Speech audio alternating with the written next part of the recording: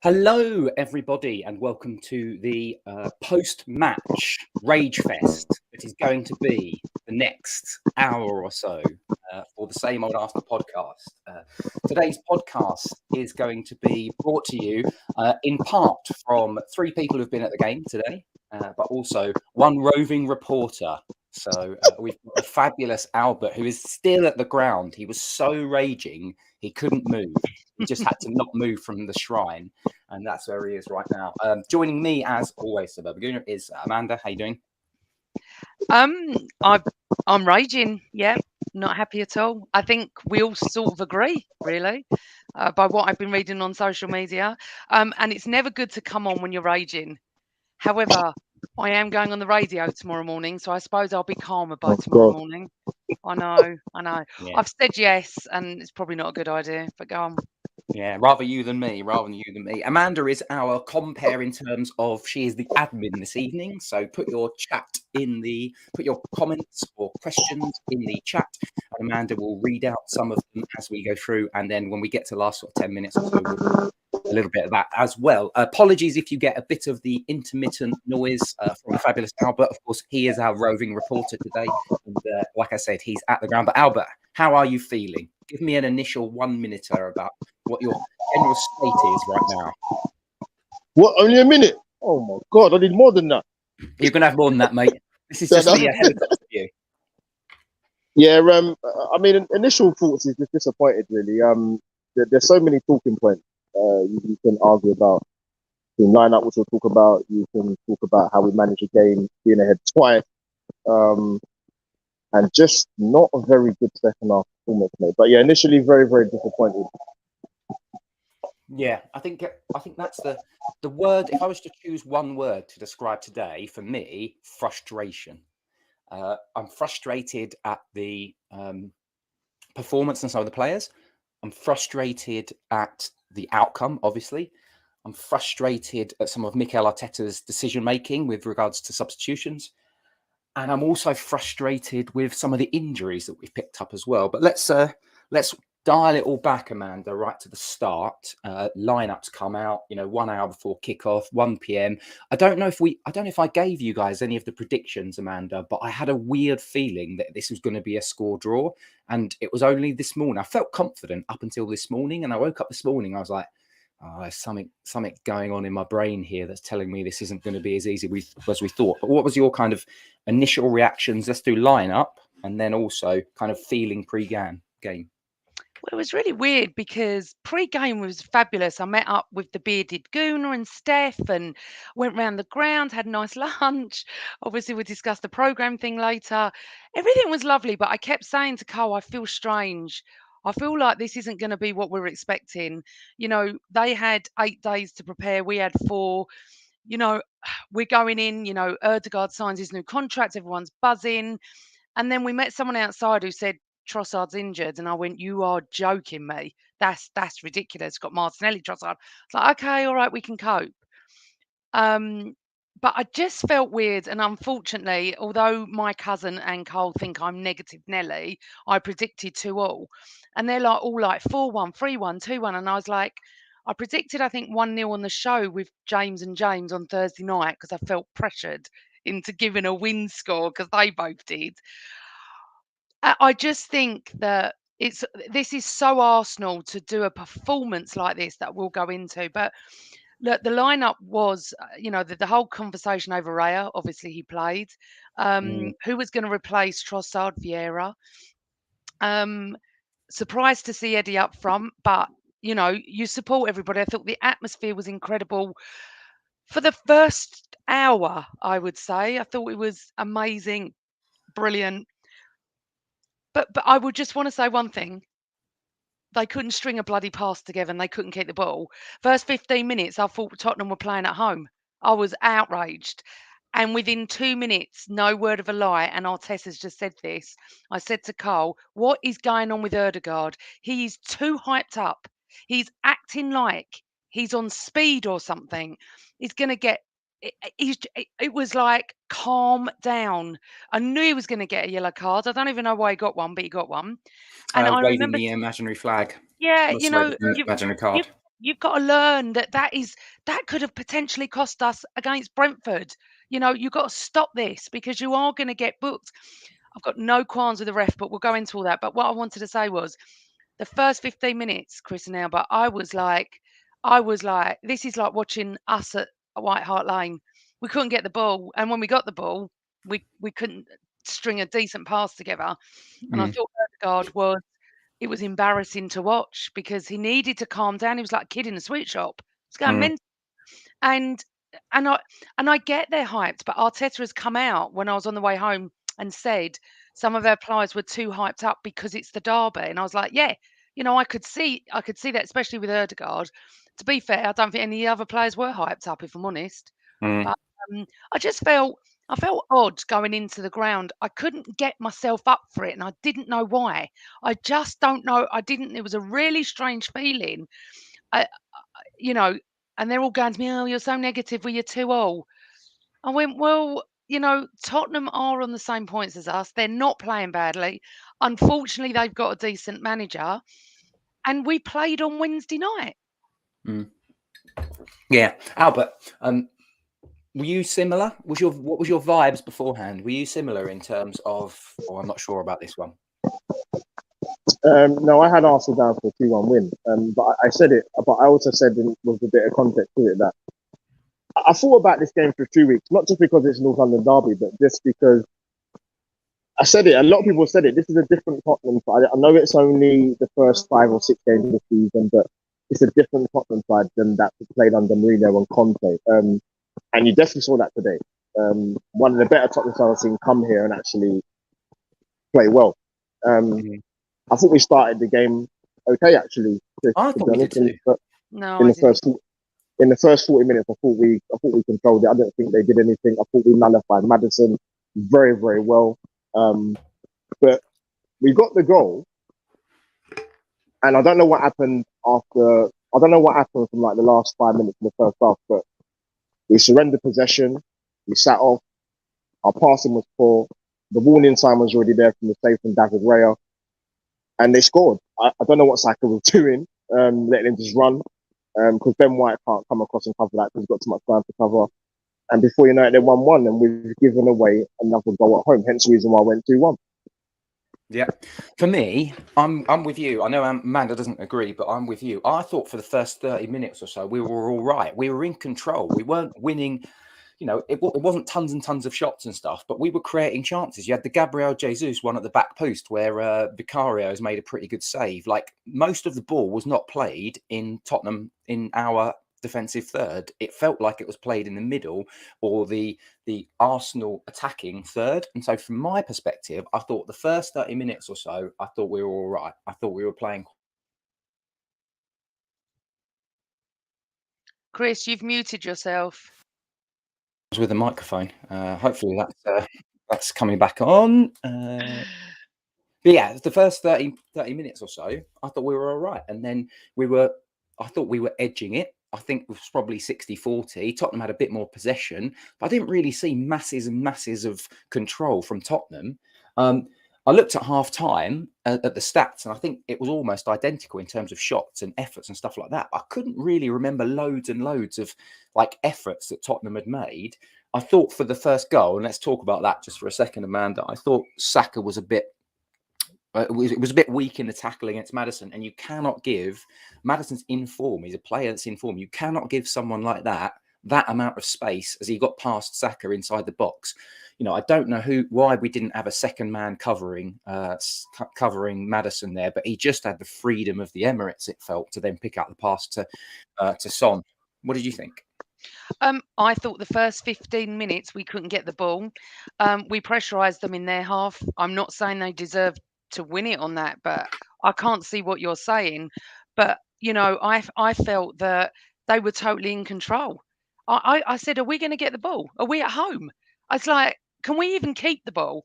I think Phil Macker in the comments got it right. We didn't show them how good we were. We were so poor today. So that's why at the very end of the game, when I was saying to people, I'm over the moon, we've got a point.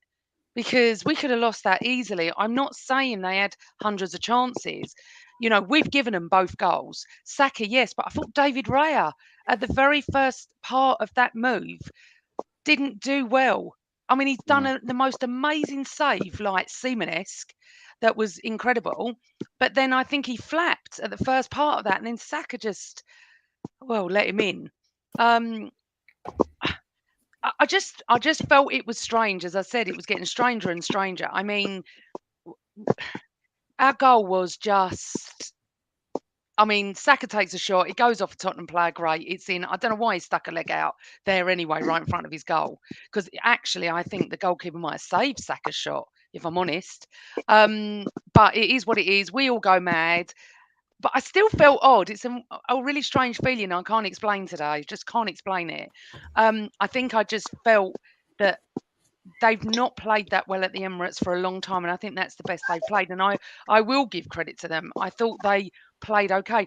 What I didn't understand, both of you, is why we didn't go for that Ndogi. I don't know how you say his name, because he's on a yellow card. Saka didn't roast him once. Saka, to me, looked like he was lethargic as well. And I mean, we'll go on to all the injuries and stuff like that. But 1-1 at the first half, I thought was fair enough, if I'm honest. Yeah, I mean, you only have to look at those first half stats. So total shots 7-7, shots on target 3-3, shots off target 3-3, block shots 1-1. We had three corners to their 1. They had an extra offside. They picked up, we gave away a few more free kicks, but it was very interesting that I think somebody said in the chat, Arsenal played the occasion, not the actual game. Yes, that's what Phil said. Albert, what's your kind of take on that? Yeah, that's fair enough, actually, to be honest, because I mean, for example, our pressing game today was awful.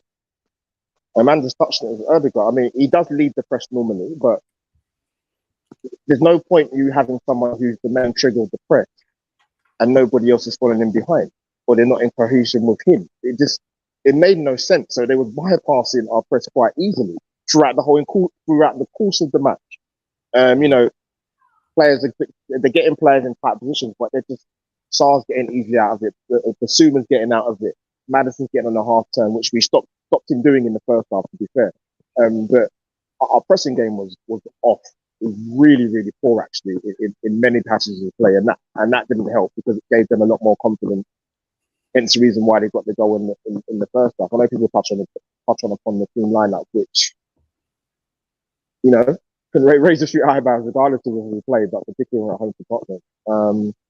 But again, as you touched on with injuries as well. But yeah, our pressing game was really poor today. Very, very poor. Yeah.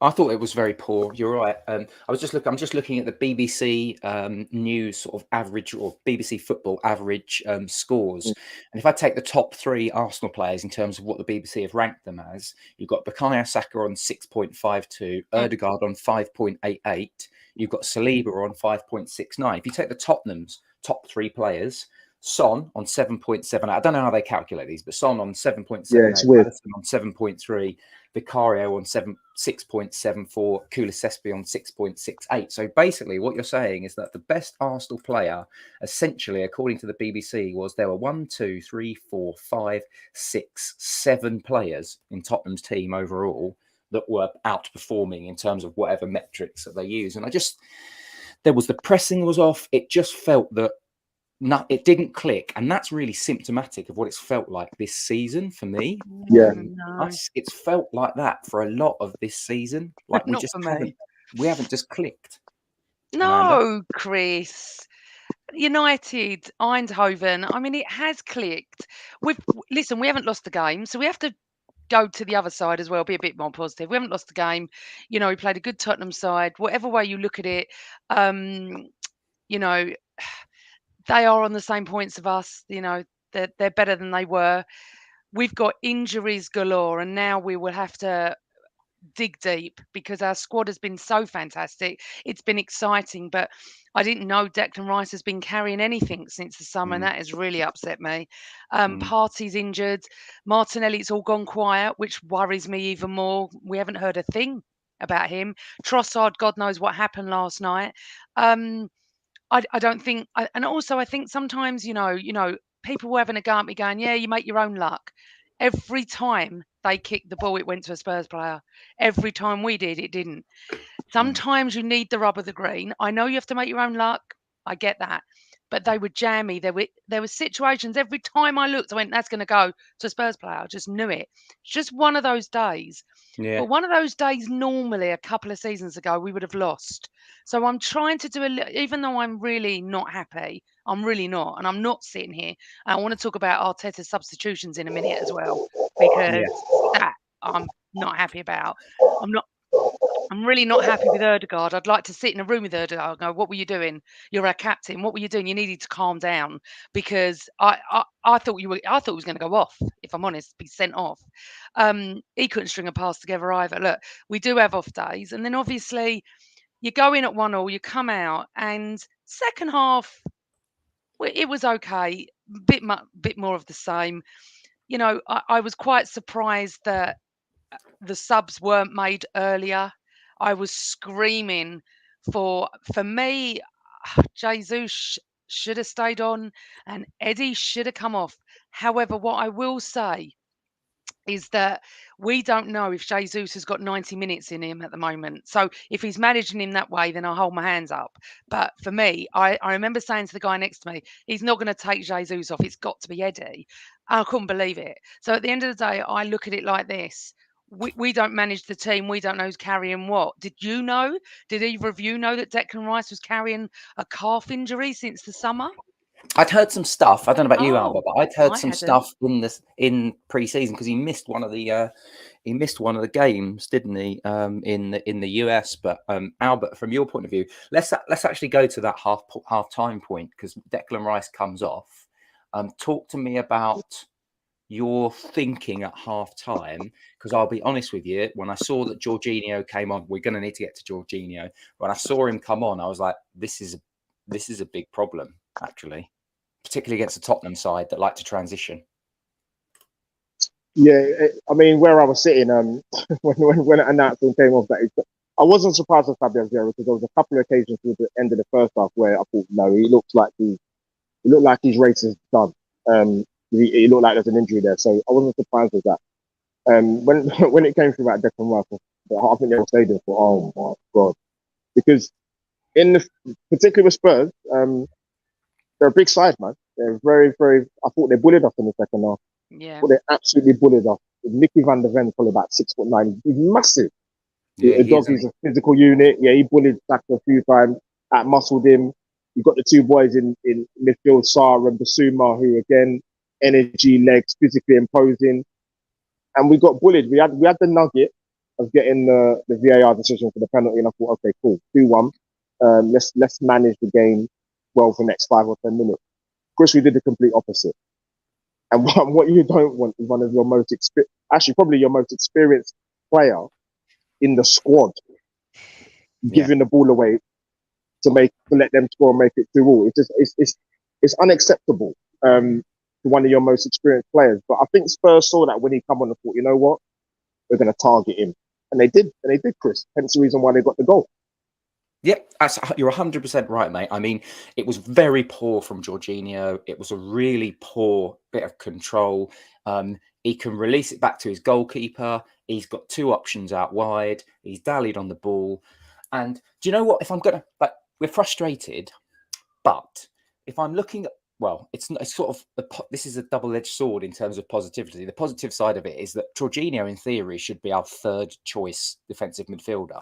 The problem is that we've got Partey out injured, and now we've got Rice out injured. And if we have to go any prolonged period of time with Jorginho, teams are just going to transition. It really worries me when Jorginho is an absolutely perfect player when you're 3-0 up at home against an Aston Villa or something, and you just want to see a game out by that Arteta 600,000 passes. But Jorginho is not the type of player for a high intensity, a pressing North London derby. And as soon as I saw that sub made, I thought, this is going to cost us. And when it then did cost us, just so frustrating. Like, just Chris, sorry to 5 minutes. Yeah, go on, mate. Yeah, because with Rice, he gives us power. He gives us aggression, his ability to to win the ball back. And when he's not there against a midfield like that with Tottenham, we was asking for trouble. And actually, I don't recall any point in the second half, especially where we dominated possession, we created chances. You guys are touching the thumbs was made way too late. I actually thought Saka was cooked. I actually thought he was coming off. But Amanda makes a point with Jesus, and I think it must be a pre-planned idea not to give him 90 minutes to stretch. Yeah. Because that's the only logical explanation. Because even though he was playing in a position that I didn't want him playing in the first place, I thought there'd be a bit more transition between Jesus and particularly Nketiah within the sort of the left side and the central areas. It didn't really happen. And as people mentioned in the chat already, a lot of players were off positions. But yeah, man, when Rice come off, to say it was a game changer. But Chris, sorry, just to backtrack a tiny bit before I finish. Jesus missing the chance when he's 1-0 up. Yeah. Oh, yes. Yeah. That was massive. And he's got to bury that, hasn't he, Amanda? I mean, let's be honest, he needs to bury that. I've never seen, I shouldn't blanket that, but I don't think I've ever seen an Arsenal player take a ball off a goalkeeper and not score, because it's very rare it happens. But he had time and he didn't even need to blast it. He could have placed it in one of the corners. And I couldn't believe what I was seeing. And that's when I knew it wasn't our day. That was it for me. It's one of those things I go, that's it. We're not winning. Do you know what it is as well? It kind of it lends itself into the conversation when Arsenal fans talk about. I don't think it'll happen. I don't think we'll get a striker under this manager because he wants to play a certain way. But it's chances like that where if you've got a killer number 9, that's a goal. But if we had Jesus and Ivan Toney up front, then Ivan Toney goes to bury that. There is he's not gonna miss that. Mm-hmm. And for me, that's who I'd love to see, especially after I listened to him on the podcast, his podcast. But I've wanted him anyway for ages. I think he suits us. But my issue with that is he had time, and you cannot waste a chance like that against Tottenham. Against anyone. And unfortunately, and as much as, oh my God, I love Jesus, my City mates have all said to me at the very beginning, he needs to put away more chances. And I think that's what we saw. However, what he does bring to the team, can you imagine him and Ivan Toney up front? I mean, it would just be awesome. But my worry was, I couldn't even see that Declan Rice had gone off. As it all started up, I was like, right, why is Havertz here? I was like this. I was like, and when they said Declan Rice, I couldn't have felt any worse. If it'd been Saka, probably I would have felt the same. But two things. I couldn't give a man of the match. I don't think any of them.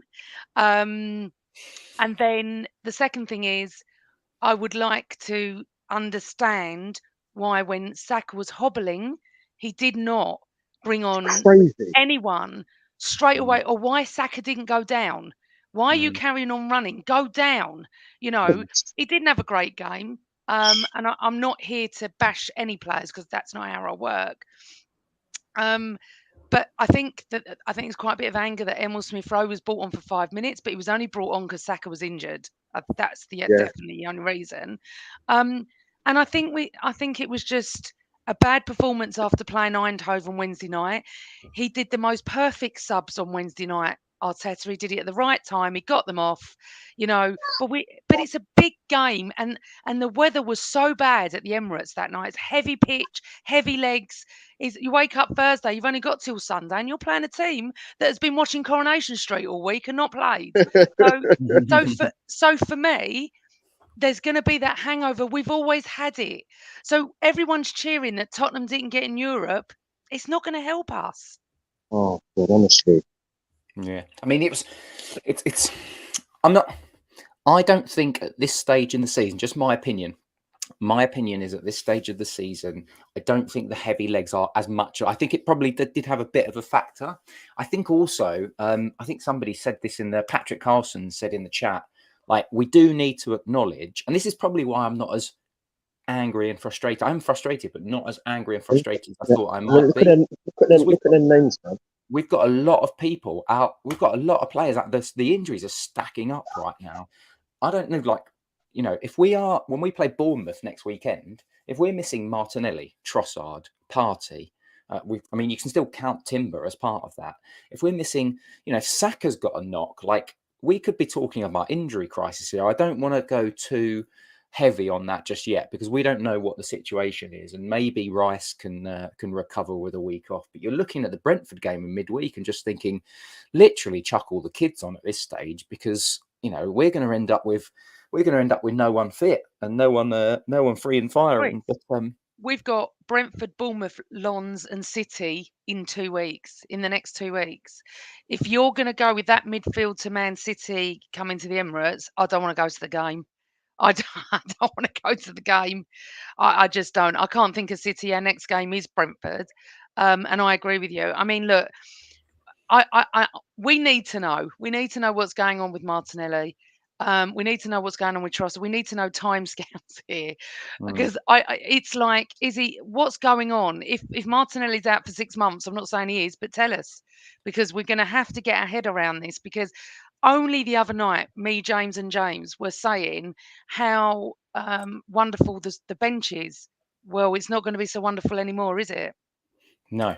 It certainly isn't. It certainly isn't. Albert, I want to bring you in on just some thoughts from that perspective in terms of, and we're sort of jumping ahead. We probably need to just see out the rest of this, talk through the rest of the game. But let's just do a quick interlude, which is the next sort of week or 2 weeks, as Amanda said, with those games. How worried are you right now? Yeah, I'm glad I was on mute actually. A well-known person went past. I think he had too much to drink. Wow. Anyways, but.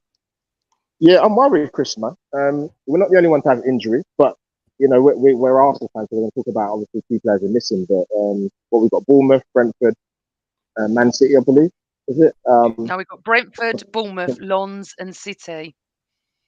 There you go. Missed one out. But yeah, I'm a little, to sound I wouldn't be worried would be a lie. One, because the football we're playing, we got a little bit of a snippet in terms of when we played PSV. You're thinking, okay, you know what, this kind of football is what we were seeing, what was last season, and obviously we haven't really seen it in the sort of the first few weeks of the season in the Premier League. But Arteta wants to keep more possession of the ball. He's made that very, very, very clear. So with that, we might have to suffer a little bit in terms of maybe not seeing the free-flowing attacking football. But then your problem you've got is we don't know how serious the right injury is, which I'm sure we'll find out in the upcoming days.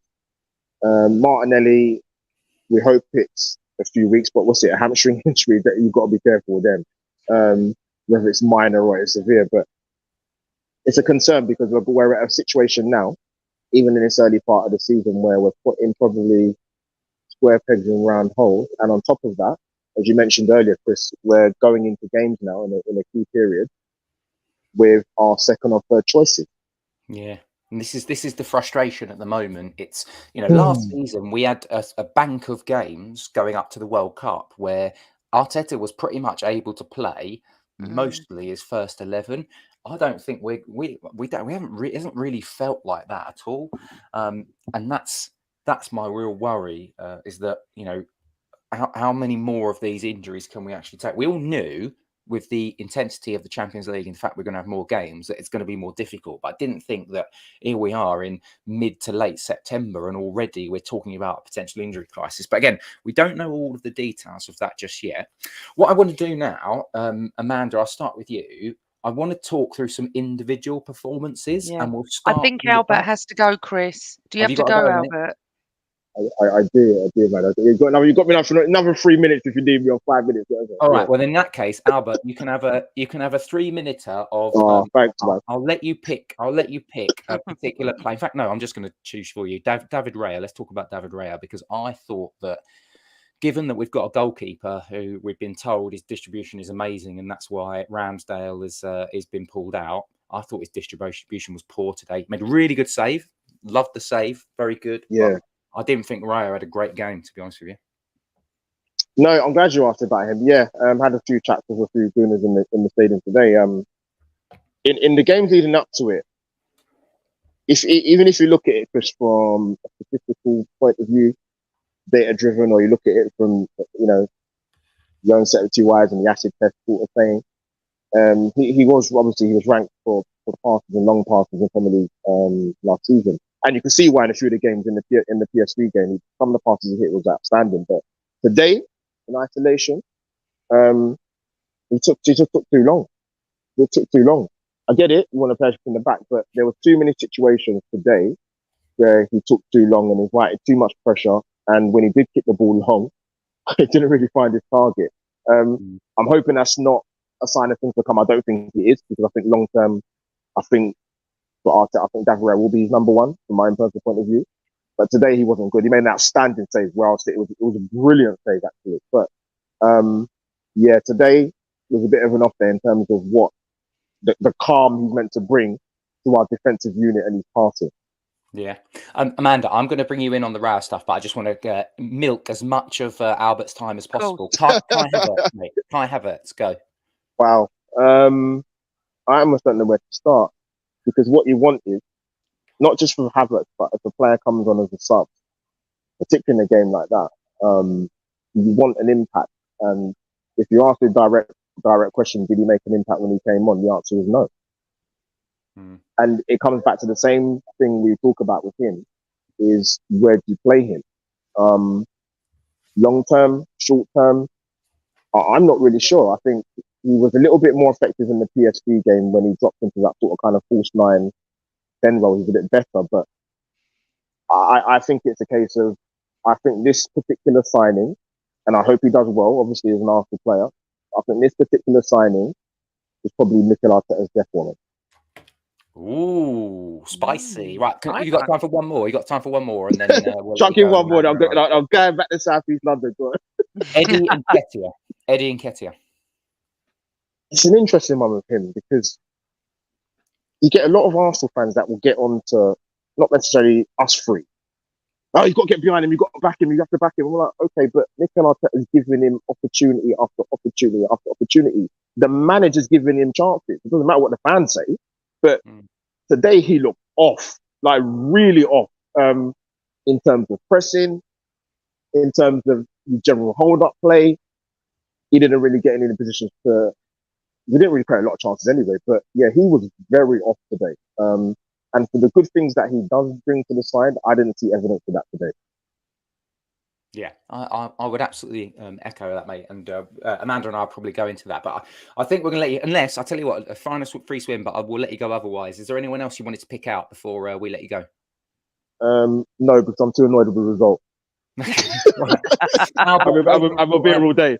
Yeah, Albert, Roving Reporter, thank you very much for your time, mate. I appreciate you, grabbing some time literally outside of the stadium, people. This is live reporting outside of the Emirates. I still got a pod at 9 o'clock, but yeah, well, I'll get home for that. You get home for that, mate. And so tell everyone where your pod is so they can go and watch you.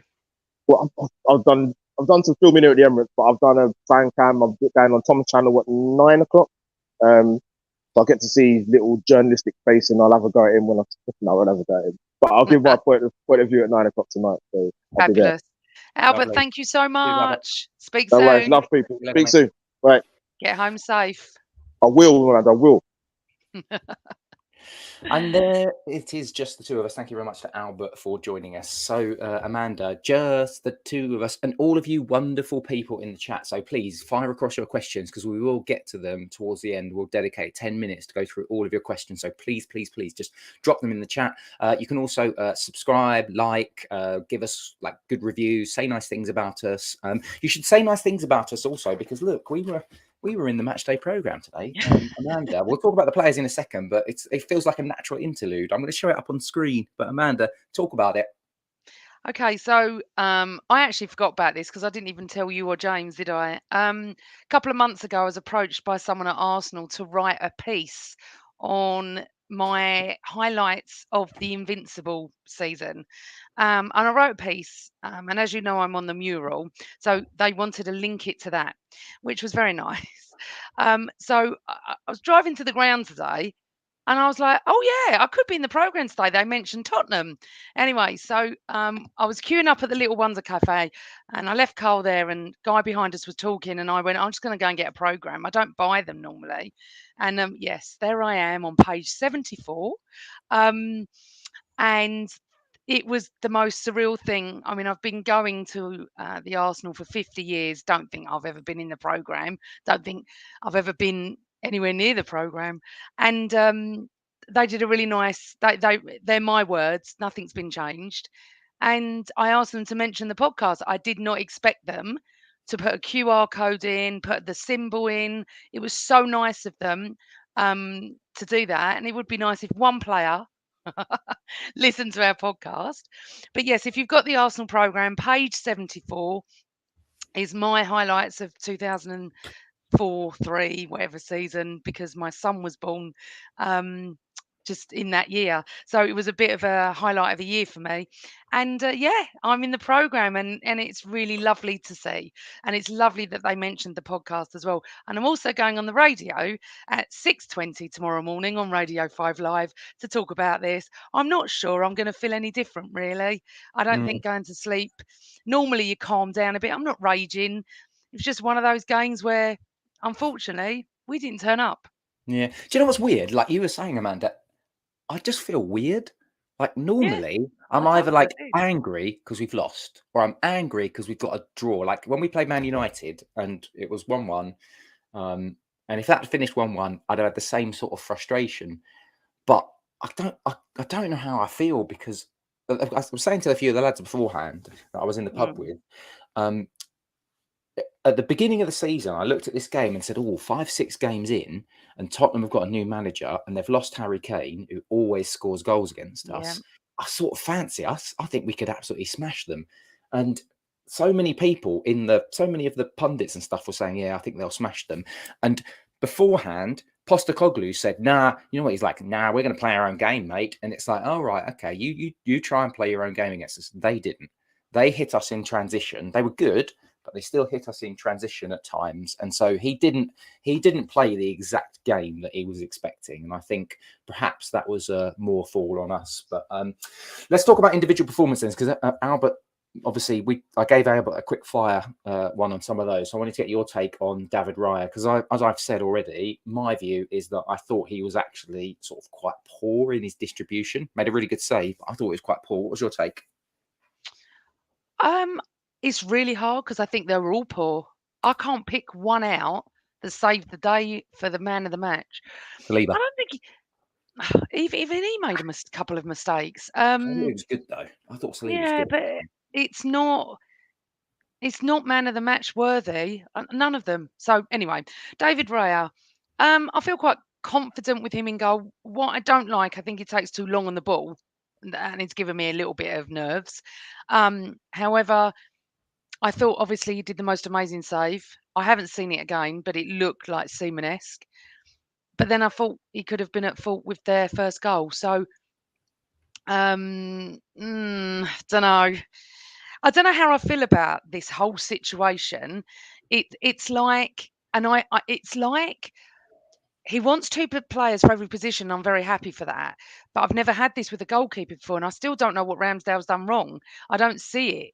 But we do know that we've heard that he wanted Raya before he got Ramsdale, and Raya stayed where he was, so he couldn't get him. So maybe that he's always been in his plans, and that's that. Distribution-wise, I don't know. I mean, a lot of people saying, "Oh, if Ramsdale was in a goal, we would have won the game." I don't see it like that. I don't, because he might not have made that amazing save. It's a whole different ball game with that. I think they're both much of a muchness. I wouldn't say one is better than the other. So whoever he picks, I'm okay with it. And I think he'll probably pick Ramsdale for Wednesday night. Yeah, I think he'll probably go Ramsdale Wednesday night. And the thing is Ramsdale's probably going to be a little bit more busy because it's Brentford away. Yeah. I suspect he's going to get more chances. I mean, the thing about today was that it's not like Raya made he made one really good save in the first half. He didn't have loads and loads to do. I think we made their goalkeeper work a little bit more, but not too much more. I think probably Vicario made 2 or 3 good saves, but yeah, it wasn't like there were tons and tons of chances. It was just silly mistakes have basically cost us today. Silly and stupid mistakes like Saka and the Arsenal defence switching off for their first goal, and then Jorginho with an absolute brain fart moment for their goal. I mean, this is for those people that are listening not live and as a recorded. Let's be thankful that we're not Sheffield United fans, because they're currently 8-0 down. I know, I saw. Which is absolutely mental. But to Newcastle. But anyway, park that to one side. I'm looking at David Raya's first 2 performances and saying he didn't really have a lot to do, but he claimed for crosses quite well. I'm looking at today's performance and saying, well, you've been brought in because you're cool and calm, and you're supposedly good at long ball distribution. If you're not going to do that, then I think Arteta should treat both Raya and Ramsdale exactly the same and say, do you know what, guys?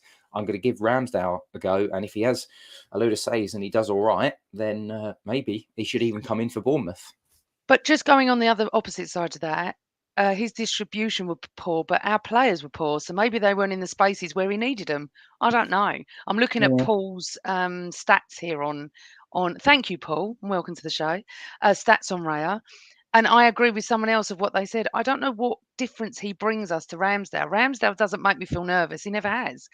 As in, well, he has moments. But really? Really? He has moments where I'm like, oh my God, Aaron.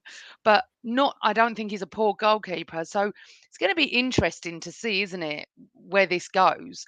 But I'll say it again. None of them played well, Chris. I can't. Well, let's get into some of those others then, Amanda. Okay. So we talked about Saliba a bit. You've talked about Odegaard, so we won't do him. And then I asked Albert about Zinny. Havertz. I want to talk to you about Zinny. All right, go on then. I thought he was all right. I think he led in terms of his ball distribution and his passing and stuff like that. I haven't got his stats exactly in front of me, but I thought he was all right. I'll be interested to see what the people in the chat thought, because I didn't think he was good at all.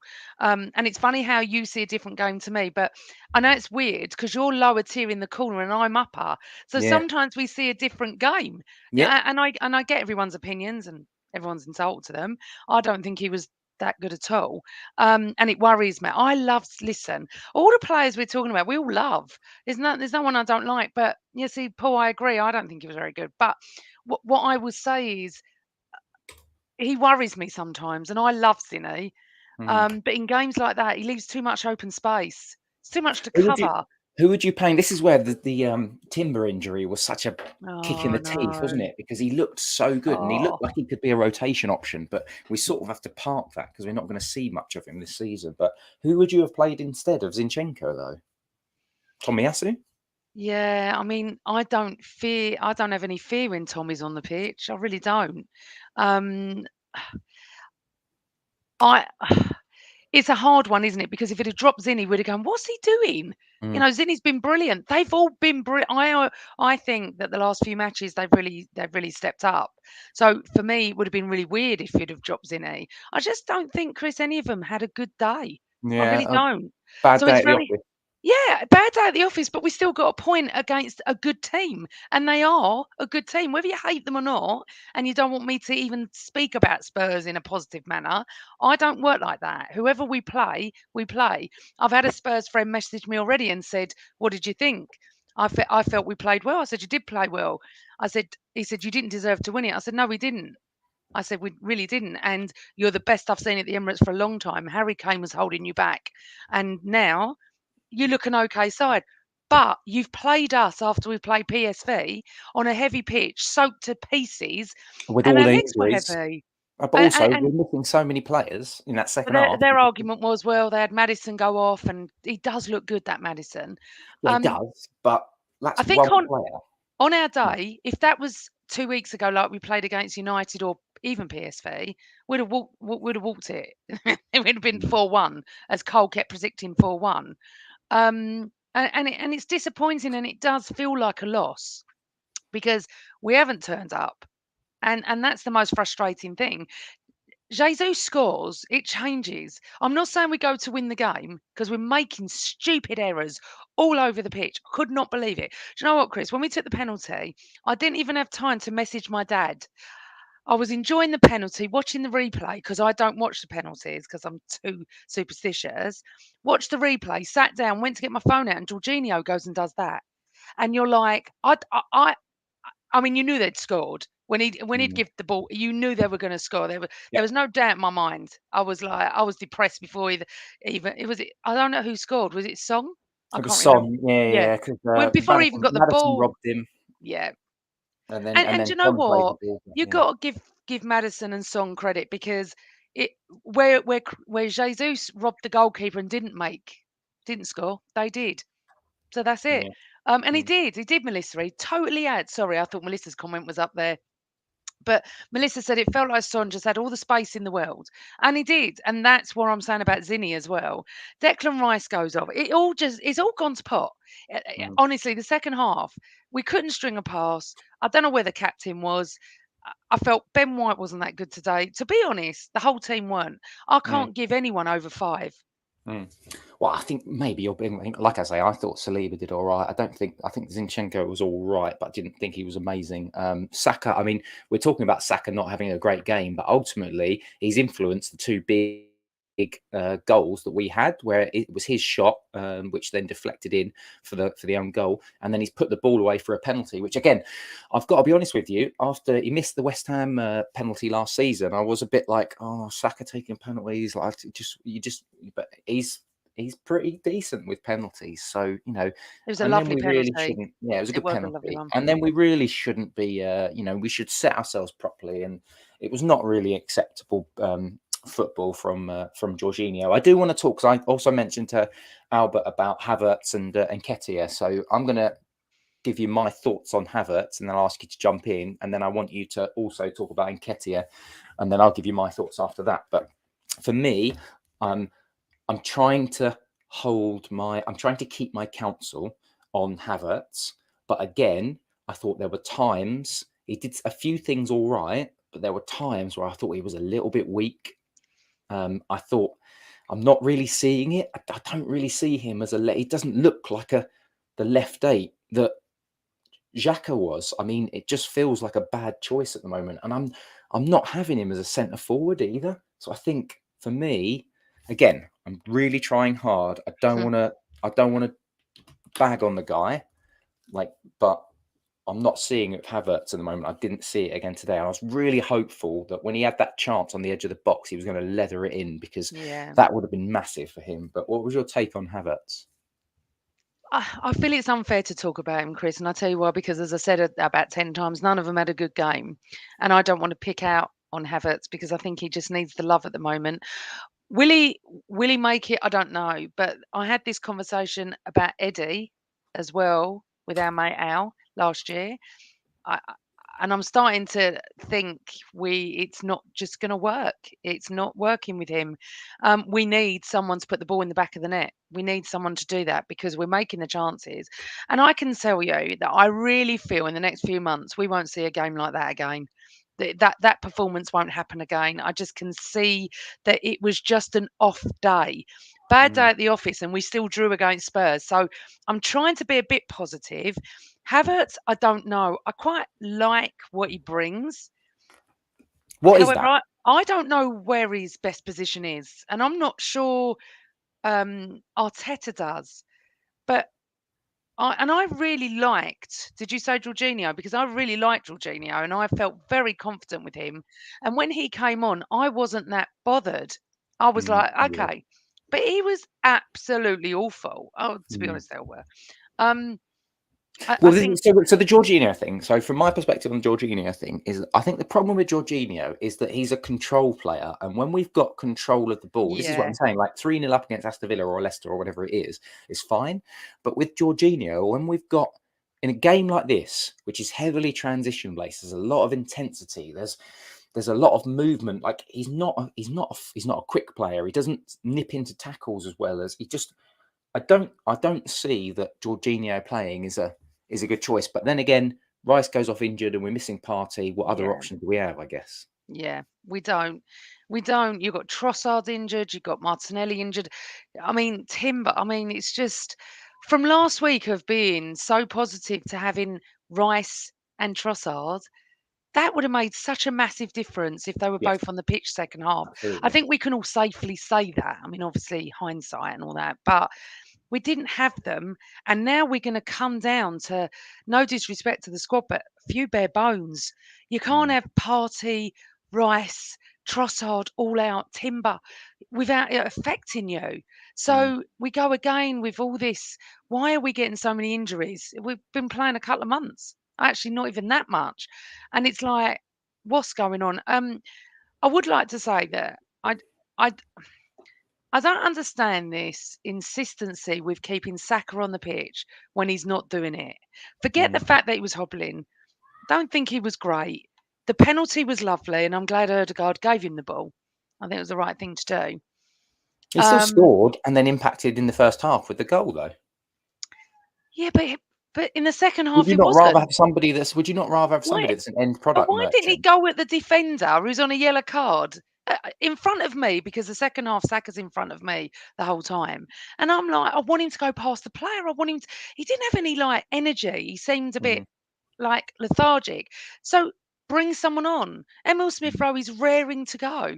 Just mm. bring someone on for him. I really would have loved to have kept. Would it have been so bad to keep Jesus on for a bit longer? And take Yeah, Saka off instead. so I saw a few things on that online where people are saying maybe his load's being managed because of the injury. And then actually, this is a good segue into Eddie Nketiah. Just Mm. before we get into the questions, guys, I've started a few of the questions. Amanda's going to read them out in a second, and we're going to chat about them for the last sort of 5-10 minutes. But let's just quickly touch on Nketiah before we go into the questions. I thought he was poor, and I'm actually now at the point where I'm thinking, look, I love Eddie. I really want him to come good. He's a decent enough option from a rotation thing, but I don't think you're going to win it. If you think about what Man City have when Haaland is not around, they have Alvarez. Our equivalent through to that central position is Eddie Nketiah, and he was Mm. poor today. Mm. But they all were, Chris. So Yeah, but Eddie was do we? particularly poor. But I think they all were particularly poor. But look, I'm coming round to the fact that it's just maybe not going to work with Eddie. I've always wanted to give him a chance. We've always supported him on this podcast. We've had people on this podcast that don't support him, and that's fair enough. I really thought that he was going to step up, and he hasn't. So if that's the case, and I agree with what Paul's just said, the problem with Eddie is his inconsistency, but then he's not 100%. playing consistently. So you've got Oh, that as well. he's been getting a fair amount of games this season so far, though, Yeah. haven't he? We can't say he's not had plenty of football No, this season. I just think to knock Eddie's quite unfair today. If half the team had played well, if I could have some standout players, but unfortunately, the Arsenal played terrible today and Mm, didn't string a pass, and it was all careless and sloppy and just terrible, and no rub of the green and no luck and everything. We had a bit of luck with Saka scoring because it hit, the Tottenham defender stuck his leg out. Do I think it's going to work with Eddie? I'm going to come out and say this now. No, I don't. mm, Um, but we are in September, so can't sign anyone. mm. He's just gonna have to turn it around, Chris. Yeah, Arteta, I'm talking about here. For me, Jesus should always be up front. 100%. And Mm. I think if I'm going to try and give the benefit of the doubt to Arteta, maybe this is a load thing, and so maybe Gabriel Jesus couldn't do 90 minutes Yeah. because in the ground you must have seen it or heard it as well. Like there was a lot of boos when Oh Jesus yeah, came out instead of Eddie.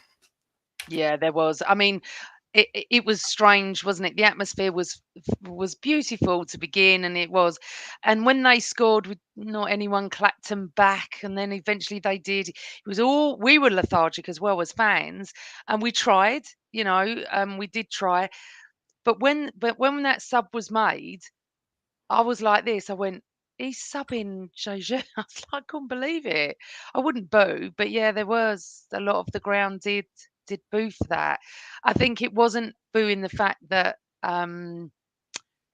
was it Havertz came on for him. I think it was the fact that he was not taking Eddie off Yeah. because we could all see. But again, as I said straight away, we don't know, and we need to manage Jesus in a way where we don't get any more injuries. So and I learned this many, many, many years ago for someone who worked at a club and said, "Trust me, the managers have to manage these players or they get more injuries, and you don't know what goes on in training and you don't know what goes on the pitch. You're not being told. You're watching a player play badly and they sub someone else. That's because someone else needs to come off.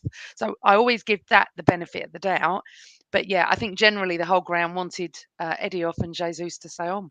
Yeah, yep, 100%. Right, we've got 5 minutes left, so let's get to some we? questions. Ooh. And now I move over to you. Oh, do we? Right. Let's go with over and over and over again an Arsenal podcast. I'd like to say thank you for all your questions. I'm not going to say it every time, but thank you. Can we afford to throw the Carabao Cup when we ain't winning anything else?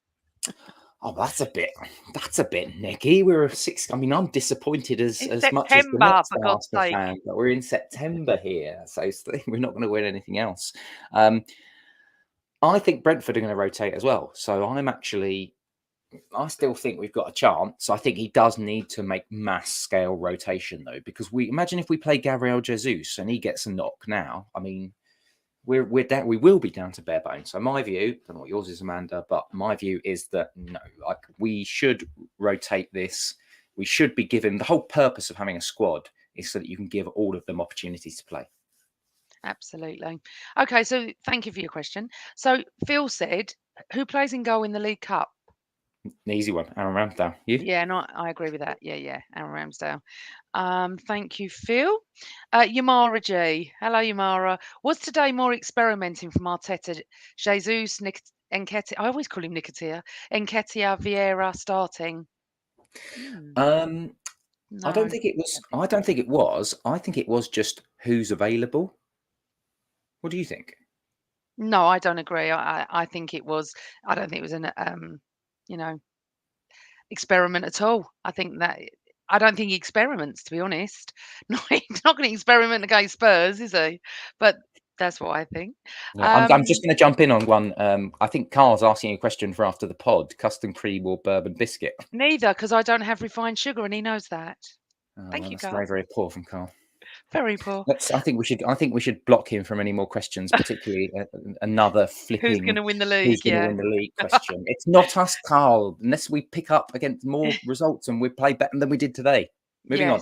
But we have to be nice to Carl because he uploads all the audio for us all the time. Avon said, "Are we being critical of ourselves at the expense of not giving Spurs enough credit for their game plan?" No, because I actually think that would have been a victory today if it wasn't for Arsenal brain farts. I think the Tottenham goals came as a result of our mistakes, and so therefore, no, I'm not going to give Tottenham, the scum, any kind of credit, even if they did play well. No, and I agree with you, Chris. Actually, I don't think they came.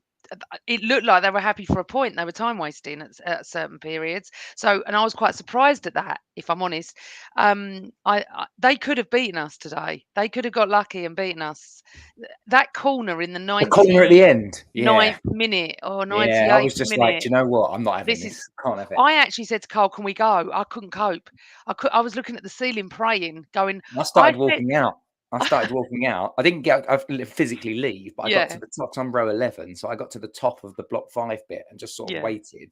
Then when it came to nothing, I was like, right, I'm going now. Yeah, I'm going. No, we were there and it was like, I just looked away and I said to the guy next to me, I went, "Can't watch this because this will be it. I won't be able to podcast. If this goes 3-2, I can't talk to anyone." So no, I agree with you. I don't think they had a great game plan.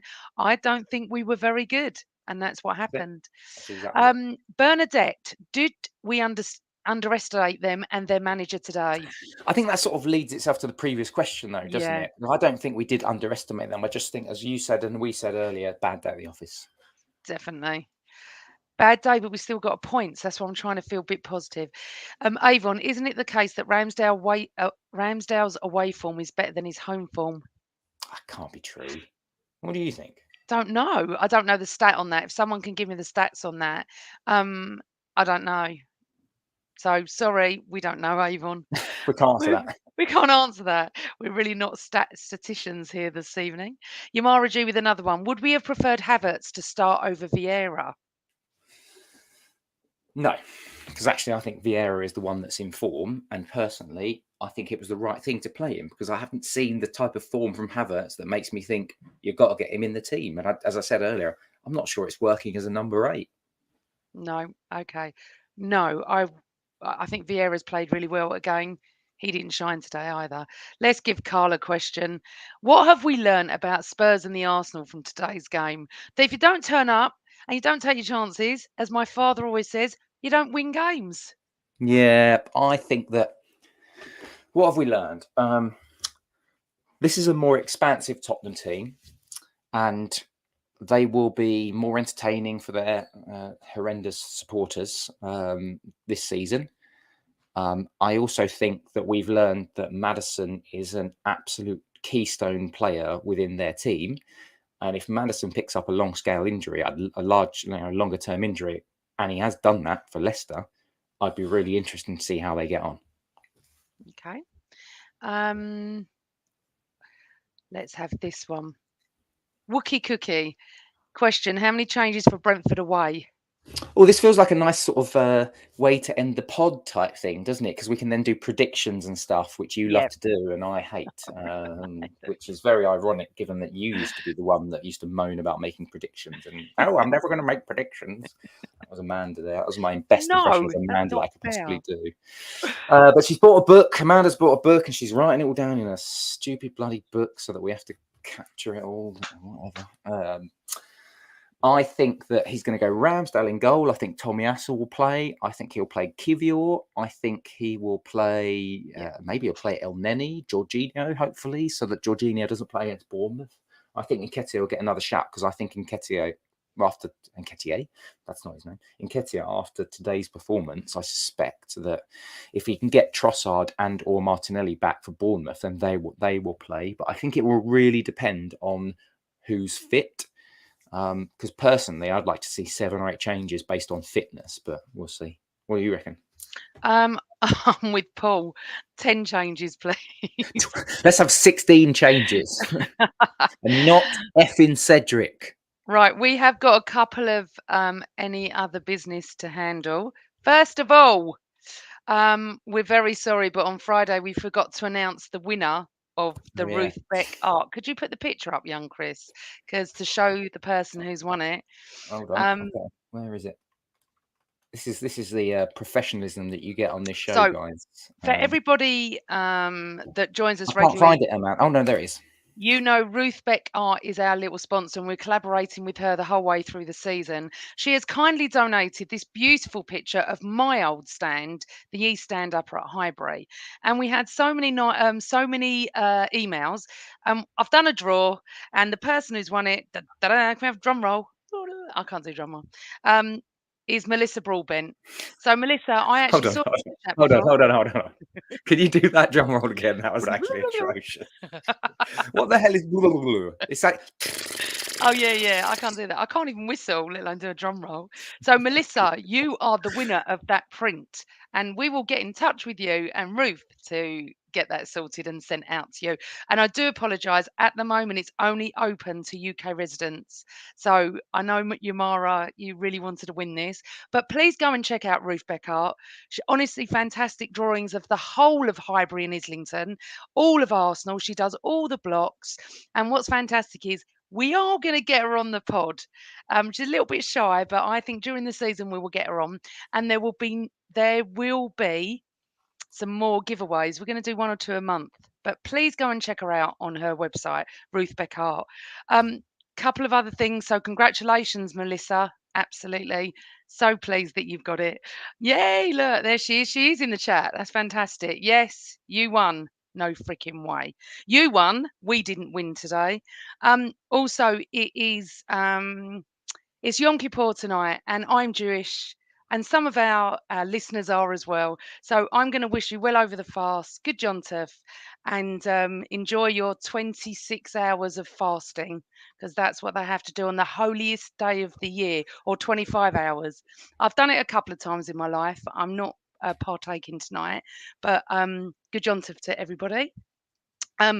Chris, we've got James and James back on Tuesday evening doing their preview show. Don't Yep. know what time because it can be anything from 6 till 9 at the moment. Depends when they're free. We just like to Please- mix out for them, don't we? We like Yeah. we like our listeners to just be completely caught off guard and just randomize it for them. Yeah, absolutely. So the best thing for you all to do is to subscribe to the channel, press the little bell, and then you don't have to worry about what time it starts because you're going to get notification that we're going live. Now, James and I was going to say Chris, James and James have done so many preview shows, and I did a post-game show with them on Thursday evening. We really, really appreciate all your support. But if you could subscribe, if you could rate us on the audio channels for the people listening, I'm not talking about the people on YouTube, that would be fantastic as well. We'd love to hear from you as well. If you've ever got any comments or questions that you want to ask us, sameoldarsenal@gmail.com. Come and give us your email. Come and give us your questions and comments. We love hearing from you. I don't even know when we're back, Chris. I think post-game Bournemouth. It's Bournemouth, Yeah. isn't it? I think we might Yeah. go next Saturday evening post-game. But as I said, subscribe, then you never miss out. Ah, what a lovely way for us to end today's show. Hopefully this has been cathartic for you as it has for myself and Amanda, and hopefully the wonderful Albert, roving reporter Albert. Really, really great to just see all of you guys in the comments. We will keep on doing these wonderful competitions from Ruth. So keep entering and keep subscribing. I think that's pretty much it from us today. Hopefully you've enjoyed it, and hopefully we're going to see you next time whenever we do that, because it's not like we particularly pick and choose our times and dates. We're just a bit random, but that's how we like to do it. So Amanda, any final words before we disappear off? No, just you'll think about it. I'm not going to probably watch Match of the Day tonight. I know we haven't Match lost. of the day is off for me. Yeah, No chance. I think I'm going to get myself more annoyed. I'm going to have to wake up at 6:15 and go on the radio and have a 2-minute segment. I hope there's not a Spurs fan on with me, but if there is, I will say my truth. Any other words? It's just one of those games. We didn't lose it. So what I said was, when I left the ground, I'm over the moon at getting a point after that display. That's exactly what I mean. We got a point. We didn't lose. We still haven't lost the game this season. So it's disappointing. I hope we don't see that sloppy play again. The invincible season is still on, people. The invincible season is still on, 20 years on from when we did it the first time. It'll be nice to do it again, and we will see you next time post Brentford or post Bournemouth. But yeah, until then, thank you very much, everyone, and keep it Arsenal. Always Arsenal. Always Arsenal, of course.